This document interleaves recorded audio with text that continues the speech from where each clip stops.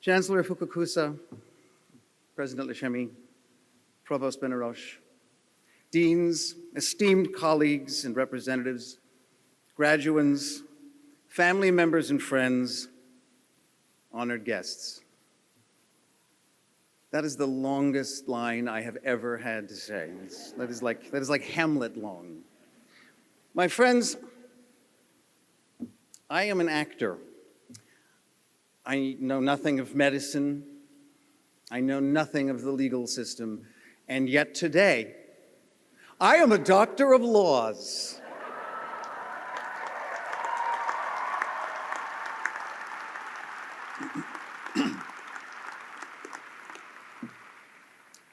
Which is either the best or worst network television pitch I have ever heard. He's a brain surgeon and a district attorney. Tonight on an all-new Doctor of Laws. Chung chung. In the medical justice system. First of all, thank you to everyone at Ryerson for this incredible honor. It is so exciting. In fact, as soon as my wife and I got off the plane, it feels like the whole city is excited about me becoming a doctor.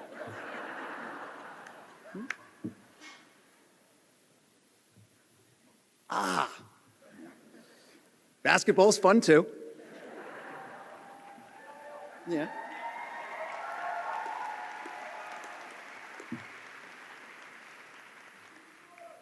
It is jaw-dropping for me to be included among the people who have received this title over the years. Lorne Michaels, Christopher Plummer, Roger Moore, my old boss and my mentor at the Stratford Festival, the late John Neville, Nelson Mandela. I'm receiving the same award as Nelson Mandela. I mean, have you seen his television show? It's not that funny. It's not that funny. It's not ha-ha funny. When I graduated Ryerson, it was not even a university yet. It was a polytechnical institute, which has been really fun to share with my American colleagues over the years. It's like, hey, where'd you go to college? Well, I actually went to a polytechnical institute. Oh, why? Did you commit crimes as a juvenile? In fact, I've carried the Ryerson name very proudly for the last 34 years, and it is humbling to be standing here today. And look who I am standing with. Look at my graduating class.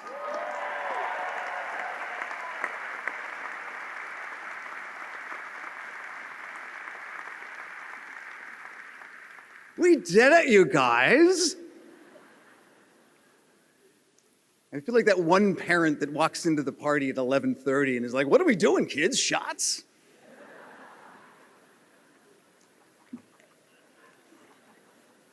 Speaking of parents, can I get all of the parents and the grandparents, if you can, to stand up for a moment, please? Stand up and be recognized.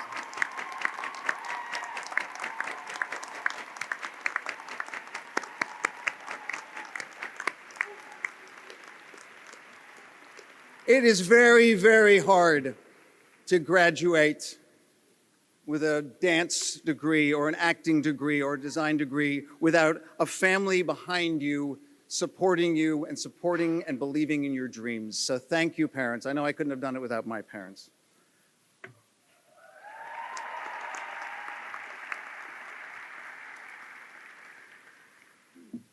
Before I go on, I just have to say, 1978, I saw Queen from those seats right over there.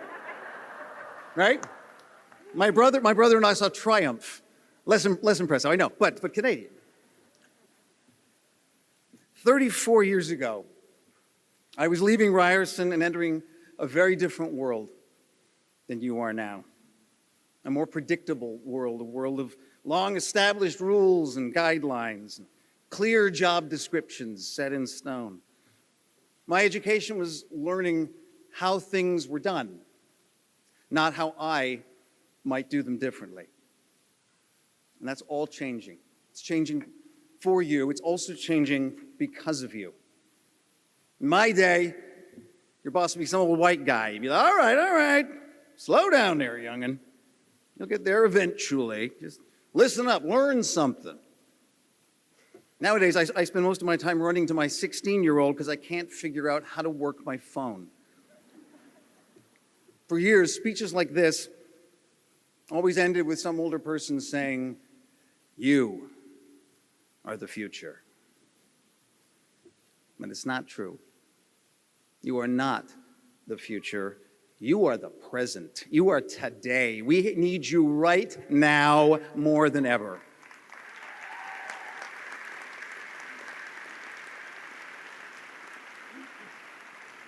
So don't wait. Don't wait. Start a theater company. Make a feature on your iPhone. Design an app or a clothing line or an online magazine. Create a streaming series telling your story, but with a fun role for a middle-aged bearded guy. I'm with the Gersh Agency. What all of you can do right now, without help or permission, is limitless. And you know what? Do it together. I look around, I see so many friendships, the kind of friendships that only happen in college. I think back to my graduating class of '85.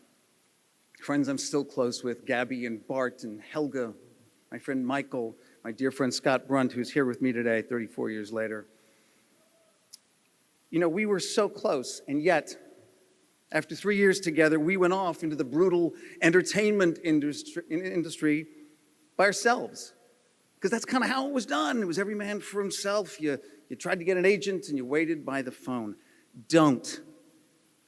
Leave here today an army, a phalanx. Create things with the people you love and change this world as a team of every gender, every pronoun, LGBTQ, cis, the united colors of Ryerson. Tell your stories together, because you are the army we need now.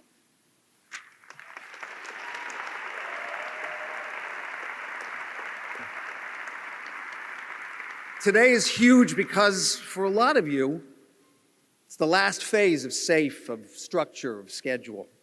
For many of you, tomorrow is the first day that your life becomes entirely yours. And I have 2 words for you. Be brave. Do you know my father graduated radio and television arts at Ryerson, 1952.